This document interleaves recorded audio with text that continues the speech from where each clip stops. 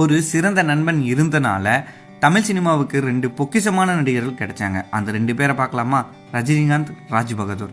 பெங்களூரில் அங்கங்கன்னு வேலை செஞ்சுட்டு இருந்த ரஜினி சாருக்கு நடிப்பின் மேலே ஆர்வம் இருக்கிறத தெரிஞ்சுக்கிட்ட ராஜ் பகதூர் மெட்ராஸ் ஃபிலிம் இண்டஸ்ட்ரியில் சேர சொல்கிறாரு. ரஜினி சார் வீட்டில் இதுக்கு யாரும் சப்போர்ட் பண்ணலை. அந்த டைமில் ராஜ் பகதூர் தான் அவரோட பணத்தை வச்சு உதவி பண்ணி சேர்த்தாரு. இதில் தான் கே பாலச்சந்தர் அவர் ரஜினி சாரை பார்த்து தமிழ் கற்றுக்கோன்னு சொல்லி அபூர்வ ராகங்கள் படத்து மூலியமா தமிழ் சினிமாவுக்கு அறிமுகம் செஞ்சார்.